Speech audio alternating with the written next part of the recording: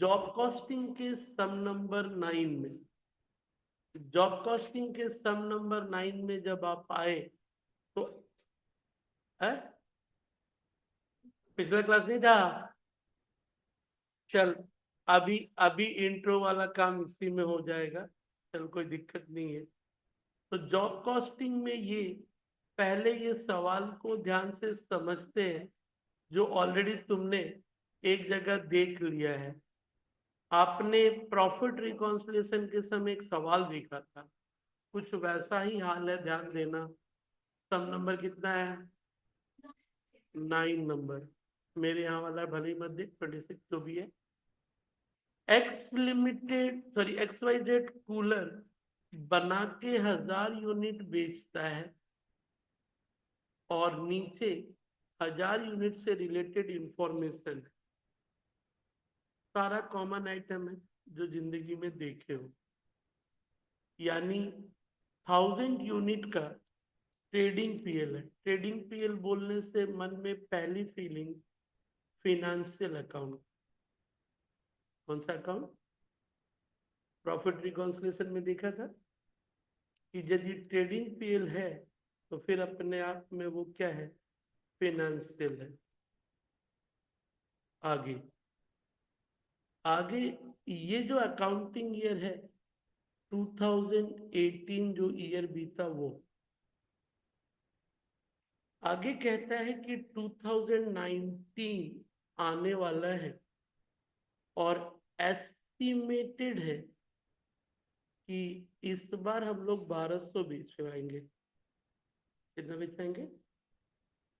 B, price of material पिछले साल की तुलना में 20% बढ़ेगा।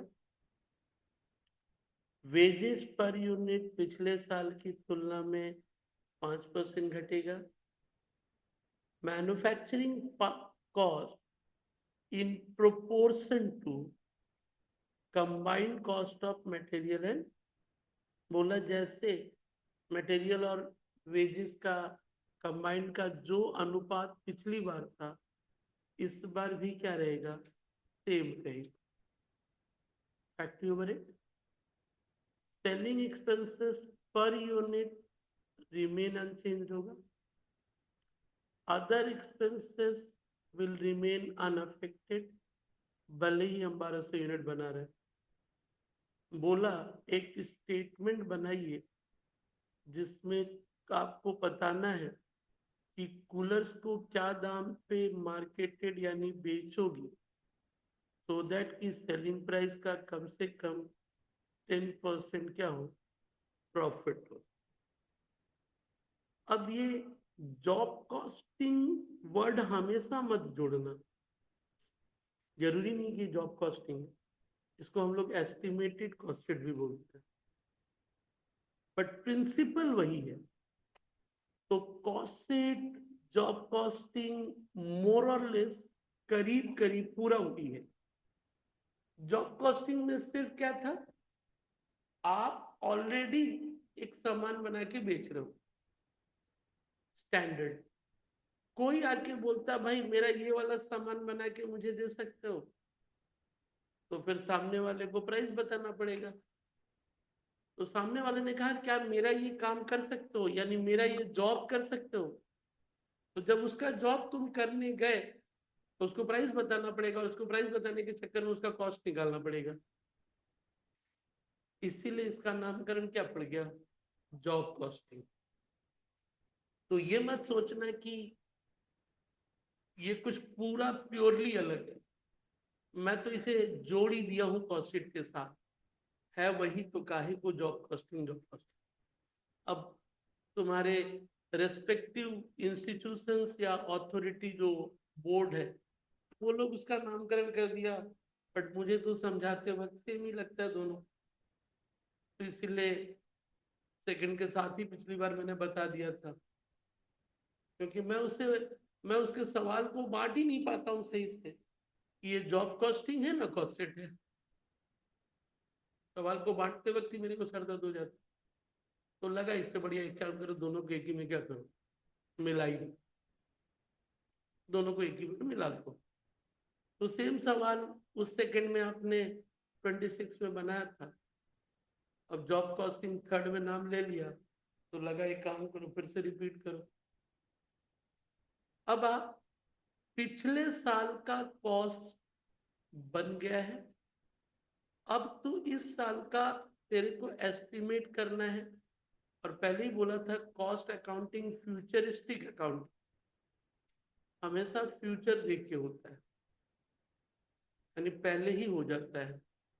और ऑब्वियसली बाद में उसका एक एक्चुअल रिजल्ट तो क्या है, आएगा ही, वो तो आना ही है।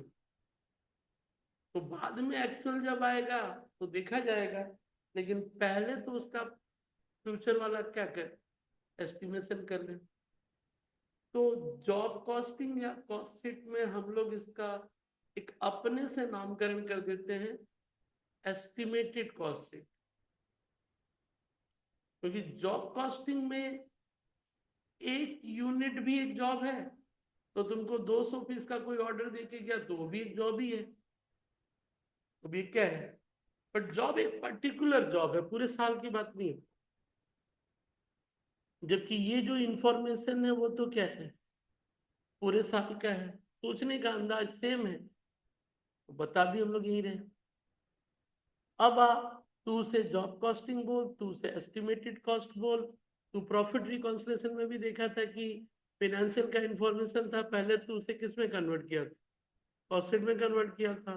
पकड़ ले, ये भी वही है, पकड़ ले क्या है, बस इसमें सिर्फ क्या अंतर आ गया, पिछली बार वाला 1000 यूनिट के लिए था और अभी तो किसी कितने का बनाना है, 1200। सिर्फ अंतर यही है। चल, इसके लिए बस अपने मन में एक वर्ड तुझे चलाना होगा, और वो वर्ड है कि जिंदगी में जब भी एक एस्टिमेटेड कॉस्ट शीट बना या जॉब कॉस्ट शीट बना, पहला वही है वेरिए डायरेक्ट कॉस्ट और इनडायरेक्ट। तो डायरेक्ट हो या इनडायरेक्ट कुछ भी, तू जब एस्टिमेशन करने जा रहा है ना किसी भी कॉस्ट का, तो बस इतना ध्यान रख लेना कि जो लगा है वो ऑलरेडी एक बेस तुमको दिया है, लेकिन एस्टिमेशन में थोड़ा सा जो है, तो एस्टिमेशन में बस क्या रखना है कि जो पहले से लगा वो तो है, इस बार तो क्वांटिटी बढ़ेगा, तो हम लोग उसमें 3 तरह के चेंजेस का ध्यान रखेंगे। मैक्सिमम 3 तरह का चेंजेस हो सकता है। एक, क्वांटिटी चेंज। एक कौन सा चेंज, क्वांटिटी चेंज। एक, प्राइस चेंज। एक क्या है, प्राइस चेंज। और एक, प्रोडक्टिविटी चेंज, प्रोडक्टिविटी या इफिशियंसी। तो कंसेप्चुअल नजर से ये 3 बातों को ध्यान देना, कंसेप्चुअली यदि ध्यान देना कि तुझे कुछ भी एस्टिमेट करते वक्त क्या ध्यान रखना है, क्या उसमें कोई क्वांटिटी चेंज है, क्या उसमें कोई प्राइस चेंज है, क्या उसमें कोई प्रोडक्टिविटी चेंज है। चल एग्जांपल लेते हैं। मटेरियल 10 रुपया यूनिट पड़ता है, पर यूनिट। पिछली बार 20 यूनिट बनाए थे तो 200 रुपया लगेगा, लगा होगा। इस बार 25 यूनिट बनाए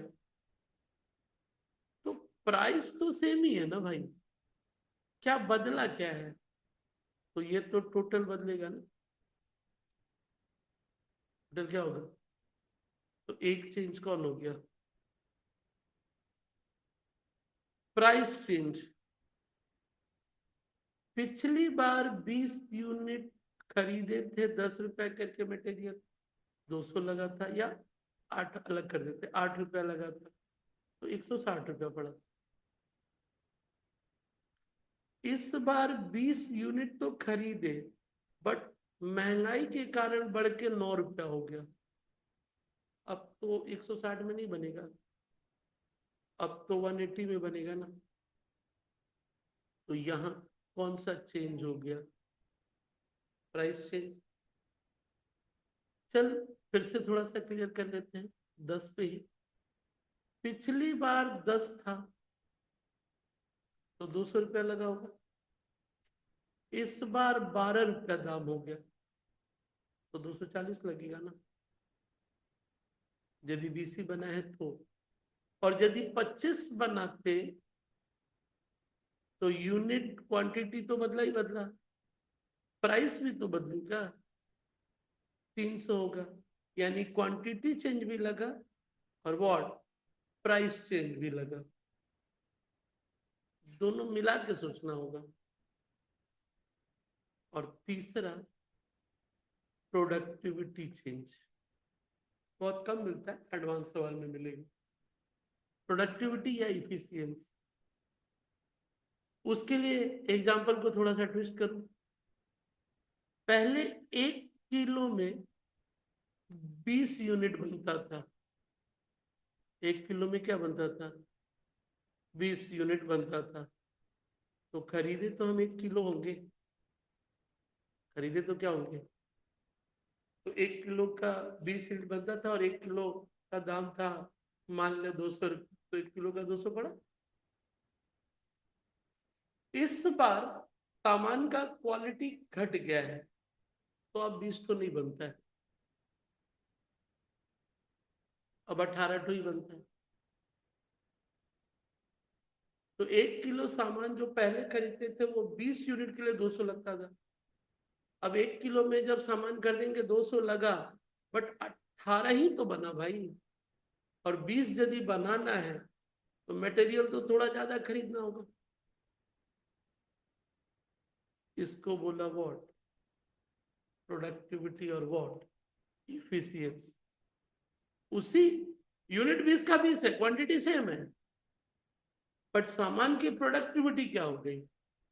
चेंज हो गई। या तो बढ़ सकती है प्रोडक्टिविटी या घट सकती है। लेबर, वही इकोनॉमिक्स का बहुत ही बेसिक ज्ञान है। कॉस्ट लगता इनपुट के लिए है, बट रिकवर हम आउटपुट से करता है, या एक्सप्रेस हम किस पे करता है? आउटपुट पे करता है। जिंदगी में कॉस्ट पे करते हैं इनपुट के लिए, बट उसको व्यक्त करते हैं आउटपुट पे। तभी जाके हम डिसीजन भी ले पाते हैं, तभी जाके हम लोग डिसीजन भी ले पाते। तो प्रोडक्टिविटी और व्हाट, इफिशियंसी चेंज। प्रोडक्टिविटी और व्हाट, इफिशियंसी चेंज। तो एक प्रिंसिपल याद रखना एस्टिमेटेड के समय। अभी जो सवाल पढ़े हम लोग, इसमें point number A quantity change बोल दिया। पहले 1000 बना था, अभी क्या बना? यानी क्वांटिटी बढ़ा। और पॉइंट नंबर बी सी ये सब अलग अलग है। मटेरियल का प्राइस बढ़ गया, प्राइस चेंज। वेजेस का प्राइस घट गया, प्राइस चेंज। इस सब में इफिशियंसी चेंज नहीं बोला है, इस सब में प्रोडक्टिविटी चेंज नहीं है। प्राइस चेंज तो लेने में कोई दिक्कत नहीं है। क्वांटिटी चेंज में एक प्रिंसिपल और है। क्वांटिटी चेंज सिर्फ वेरिएबल कॉस्ट के लिए लगता है। क्वांटिटी चेंज सिर्फ किसके लिए लगता है? Variable. Quantity change fix cost में नहीं लागू होगा। फिक्स कॉस्ट मतलब 2 यूनिट बनाओ तो भी वही पड़ेगा, 3 यूनिट बनाओ तो भी वही पड़ेगा। तो जो कॉस्ट क्लासिफिकेशन में बिहेवियर सीखे हो कि डायरेक्ट कॉस्ट हमेशा क्या होता है? वेरिएबल। तो डायरेक्ट कॉस्ट पे क्वांटिटी चेंज लागू होगा, और इनडायरेक्ट कॉस्ट में देखना होगा फिक्स्ड है तब तो लागू ही नहीं होगा, और सेमी वेरिएबल है तो सोचना पड़ता है। ये प्रिंसिपल्स इसको बनाते वक्त। अब रहा इसका मैथ, या तो डिटेल या मैथ। जैसे कि थोड़ी देर पहले जो एग्जांपल समझाया, इसका एक आसान तरीका था 250 निकालने का। 20 से 25 कितना चेंज हुआ? 5। परसेंटेज में कितना चेंज हुआ? 25%। परसेंटेज में कितना चेंज हुआ? पहले कितना लगता था? 200 में से पहले 200 100 के बराबर था। अभी 25% चेंज हुआ तो कितना हो गया? तो 250 वैसे भी आता है। काहे को इतना नोटंकी करना? पहले वाला अमाउंट पता है, और क्वांटिटी चेंज का मेरे पास क्या है? परसेंटेज है। तो पहले वाला अमाउंट के साथ सीधे सीधे 125% मार्क आ जाएगा। 10 रुपया से कितना बढ़ा? कितना रुपया बढ़ा? पहले कितना था? कितना परसेंट बढ़ा? कितना परसेंट बढ़ा? 20%। तो 20 से 25 यूनिट और 10 रुपया से 12, तो कितना था? 300। इस नौटंकी को सिंपल कर सकते हैं। 200 into 125% TT change, 120% price change, वैसे भी 300। सब छोटा सा बेसिक मैथ है जिसके कारण वो आएगा। नहीं जानना हमको 10 रुपये से 12 हुआ कि क्या हुआ। हमको प्राइस चेंज का सीधे सीधे परसेंटेज दिया है, सीधे मार दिया। इसको और थोड़ा छोटा कर लिया। 200 इंटू 1.25 इंटू 1.2, वैसे भी 300, वैसे भी 300। जब आपके पास मैथ कंट्रोल में है तो आप शॉर्टकट मारना चालू कर देते। जैसे, तो ध्यान रख, इस सवाल में वही करने वाले हैं। क्वांटिटी चेंज कितना? 200 1200 हुआ ना। परसेंटेज में कितना? 1000 से 1200 कितना percent? 20। Point number B, price change कितना? Price, point number B, price change कितना मटेरियल का? ठीक है। तो चल, इसमें पहला काम 2019 का एस्टिमेटेड बाद में बनेगा। पहले 2018 का क्या बनेगा? कॉस्टेड। और वही मैंने पिछले क्लास होमवर्क दिया था कि आप पहले 2018 का क्या बना लेना, 19 का बाद में सोचेंगे। तो नंबर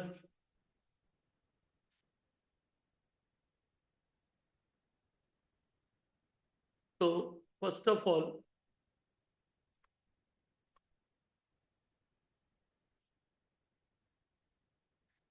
2018 ये आप घर में बाद में बना लेना, देख लो। तो किए थे 1000 यूनिट का पहले कॉस्ट शीट बनाया, अपने पीएल से फिगर को मिलाओ। रॉ मटेरियल कंज्यूम कितना? डायरेक्ट वेज कितना? 1,20,000। प्राइम कॉस्ट कितना? 2 लाख। मैन्युफैक्चरिंग एक्सपेंसेस कितना? तो वर्क कॉस्ट कितना? ऑफिस एंड एडमिनिस्ट्रेशन में 3 नाम, मैनेजमेंट स्टाफ सैलरी रेंट और वॉट। ठीक है। सेलिंग तो सेलिंग एंड डिस्ट्रीब्यूशन हो गया। तो पहले क्या निकाल लिया? कॉस्ट ऑफ सेल्स और प्रॉफिट आ गया। कौन से ईयर का है? 18 का। वो हमसे कौन से ईयर का बनाने को बोला? पहले 18 का बना लिया। अब चलो बनाते हैं कौन से ईयर का? 19 का। 2 कॉलम का फॉर्मेट लो। दो कॉलम का फॉर्मेट।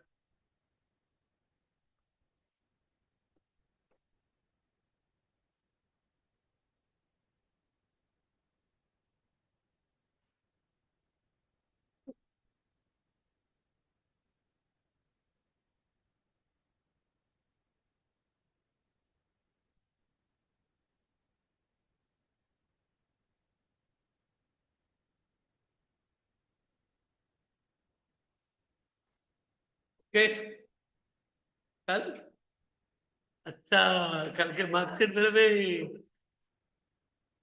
भेजा, कल तो मिला मेरे को मैसेज। चलो, फर्स्ट का हो गया, सेकंड का भी हो जाएगा,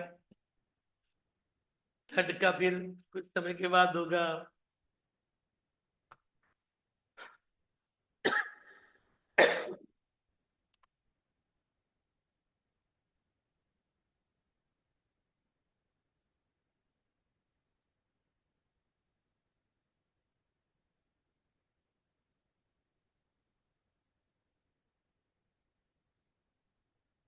চলে আসুন দাদা, দুটো কলম হলো। দুটো কলম যখন হয়ে গেল, তাহলে দেখে নিন, पहले बेस रख लेना कौन सा? बेस रख लेना प्रीवियस ईयर। कौन सा रखेगा? Previous year. तो प्रीवियस ईयर में ये था 1000 के लिए, तो करेंट ईयर में यदि चला, तो करेंट ईयर में तू भी जान कौन सा ईयर होगा? 2019। तो हेडिंग पहले क्या बदला? Estimated cost for the year ended 19, और for how many units? 1200। Heading में जो देते हैं पहले दे देना। ओके, एक प्रॉपर हेडिंग, कभी भी कॉस्ट शीट बनाते हुए बोलते हैं एक पर्टिकुलर पीरियड मेंशन हो जाना बेहतर। ओके, तो एक फॉर्मेट दो कॉलम कर लिया, और अब आ जा, जैसे जैसे मेरा कॉस्ट का प्रीवियस आइटम था वैसे ही जाएगा ना। क्लियर? तो दिखाते वक्त अभी मैंने मैथ दिखाया, 3 3 4 4 अंदाज है। पिछले बार 80 था, इस बार कितना? 1200 के लिए। सोचते वक्त मैंने क्या कहा? 3 चेंज, क्वांटिटी, प्राइस, इफिशियंसी। इस सब में इफिशियंसी नहीं है, तो पॉइंट नंबर ए में कौन सा चेंज था? क्वांटिटी। और क्वांटिटी तो सबके लिए सेम रहा। और बी, मटेरियल का प्राइस चेंज है। बी क्या है? मटेरियल का प्राइस चेंज। बाकी रहा मैथ। पहले 80,000 कितने के लिए था? तो एक यूनिट का कितना रुपया?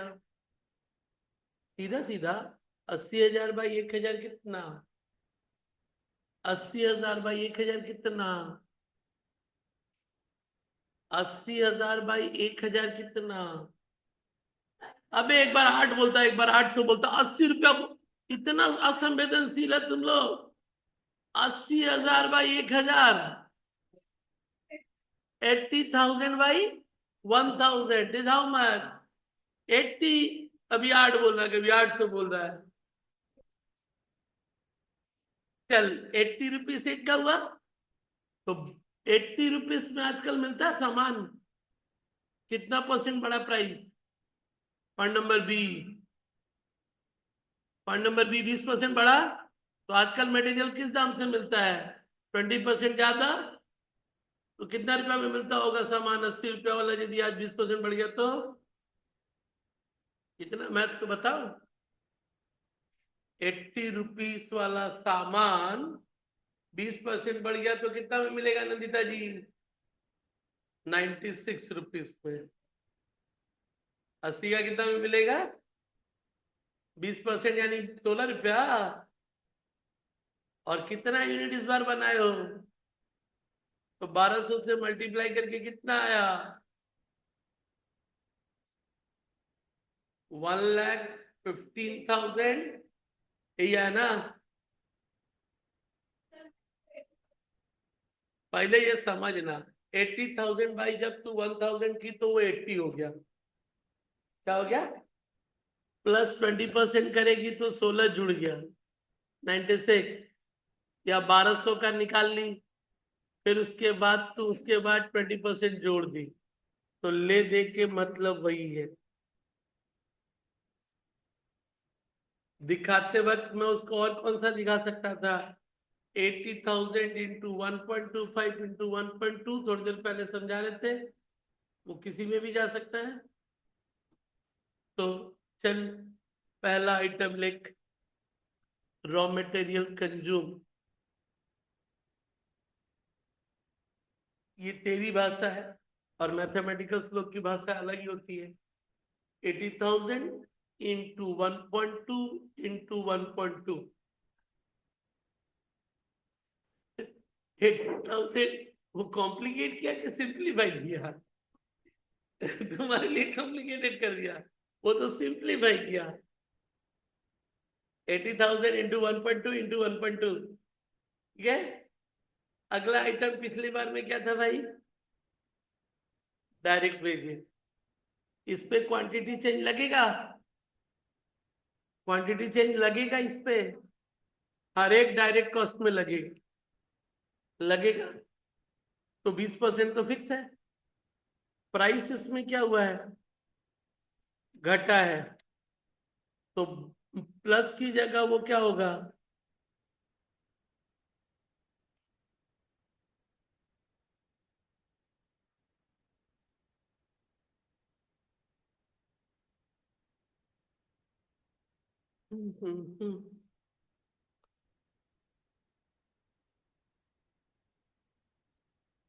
प्राइम कॉस्ट, ठीक है। आगे बढ़े। पिछली बार तीसरा खर्च कौन सा था? Factory overhead. फैक्ट्री ओवरहेड के बारे में सब में क्या ज्ञान?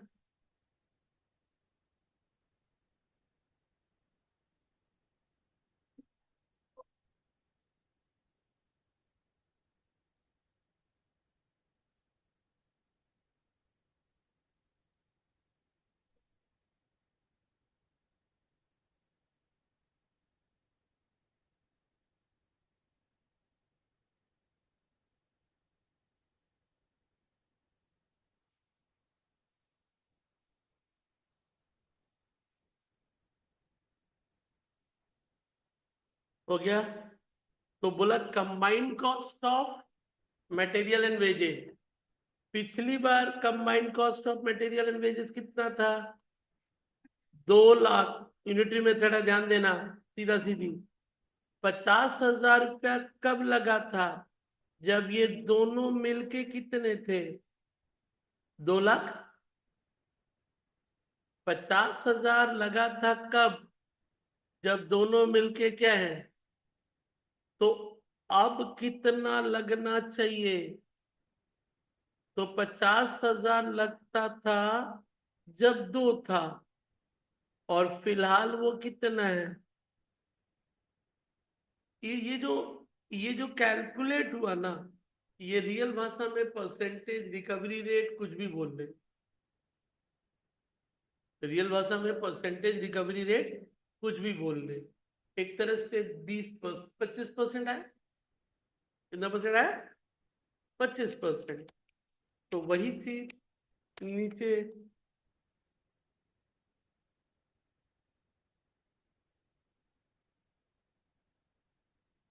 या तो तू 25% पहले अलग से कहीं क्या कर, निकाल भी सकता है। और यदि तेरे को लगता है कि ना हम इतना नौटंकी नहीं करेगा, तो सीधे सीधे नीचे वाला कैलकुलेशन दिखा सकता था। बात बराबर है।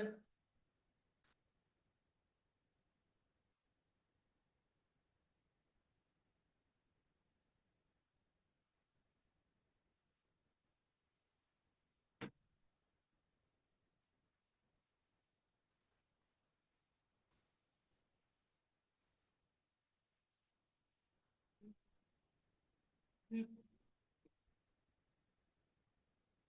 আছে,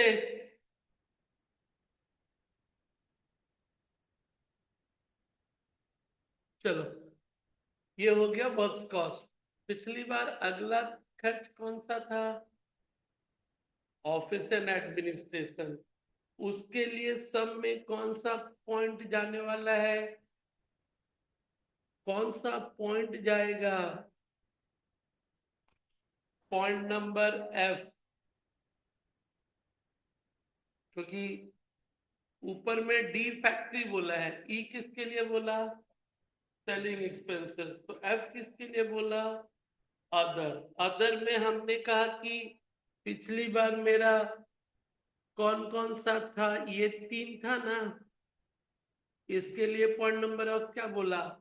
इट विल रिमेन अनचेंज। जो 90 है वही रहेगा। फिक्स्ड हो गया। फिक्स के लिए कोई क्वांटिटी लगने वाला नहीं है। तो पिछली बार वाला सेम रख लिया।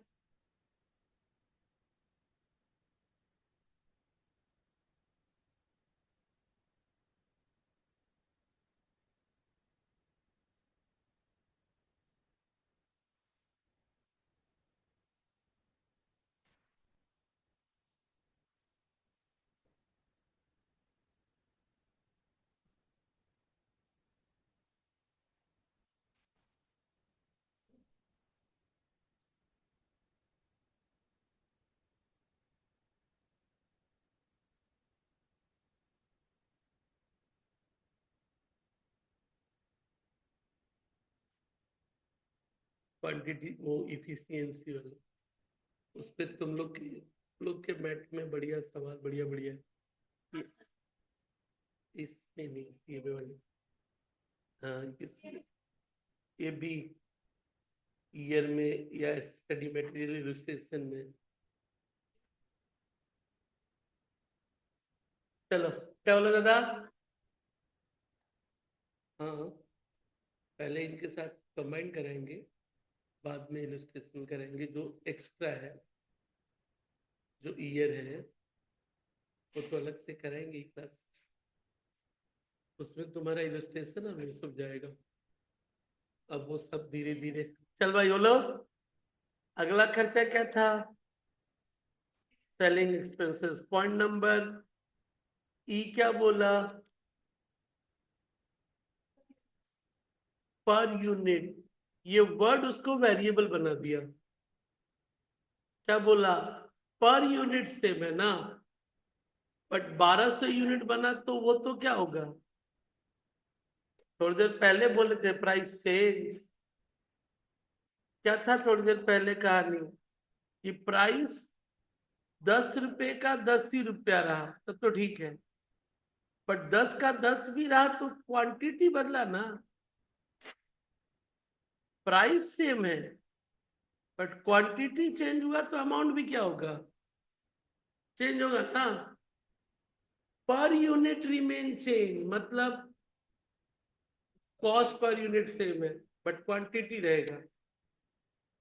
तो फिर पहले कितना रुपया था? सब में 30,000 था। कितने के लिए? तो एक के लिए 30। तो इधर 1200 के लिए कितना?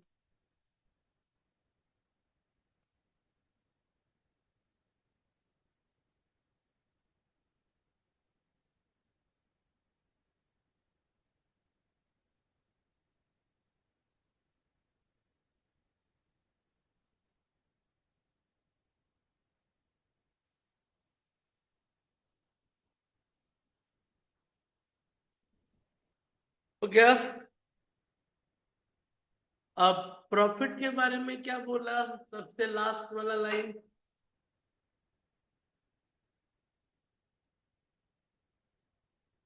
बोला कितने में बेचे कि सेल पे 10% प्रॉफिट हो।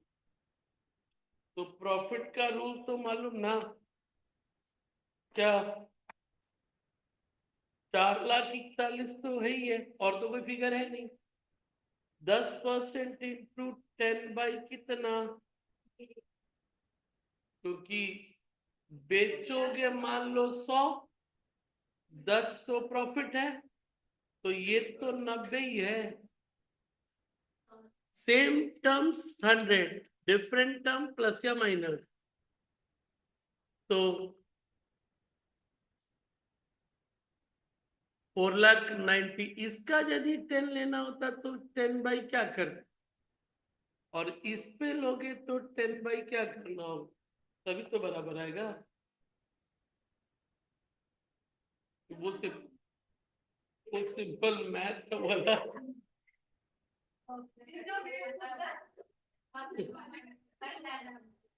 अब बेचारी सुबह से 4 ठो क्लास की है, तो पागल नहीं होगी।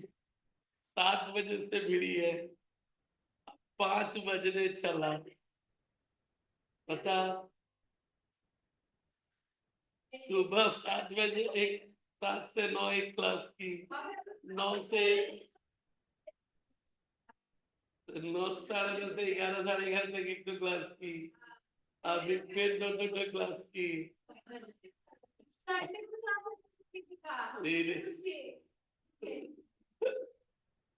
चलो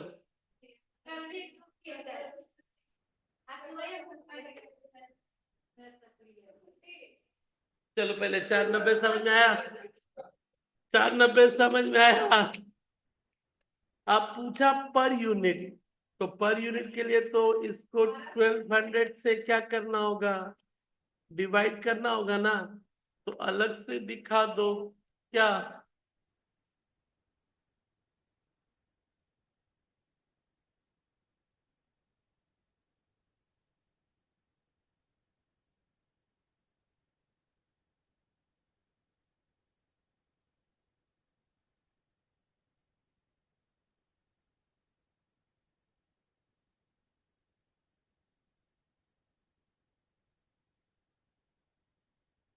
कितना आया,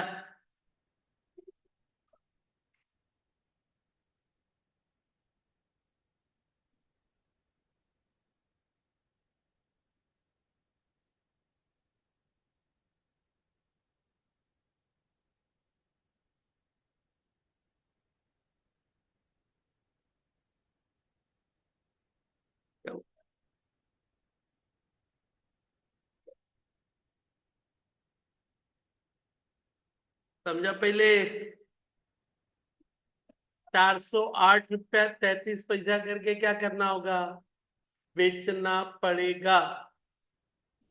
एस्टिमेटेड कॉस्ट शीट में पहले क्या करना है, पहले तुमको पिछला वाला कॉस्ट शीट बनाया, और नीचे दिए गए कंडीशन पे क्या करोगे, 10 नंबर ठीक उसी तरह का है। लेकिन जब तुम 2018 का कॉस्ट शीट बनाओगे, तो ध्यान रखना कुछ आइटम कॉस्ट शीट में नहीं आने वाला, कुछ आइटम कॉस्ट शीट में, क्यों, पढ़े ही हो कभी, some item will not appear in what cost sheet, clear. साथ ही साथ ये रॉ मटेरियल परचेज है, और ये क्या है, तो कंज्यूम्ड के लिए उससे उसको क्या करोगे, लेस करोगे, ये ध्यान रखना है। बाकी तो जो कंडीशन बोला है वो फॉलो करना है 2000 किसके लिए, 19 के लिए। इसी तरह 11 बना लेना, कितना नंबर, 11, और थोड़ा दिमाग हो तो 13 बना लेना है।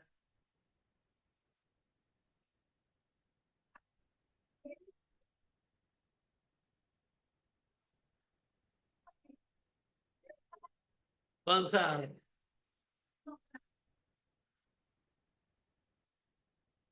क्या हो गया तेरे साथ, चल क्लियर है, चलो छुट्टी।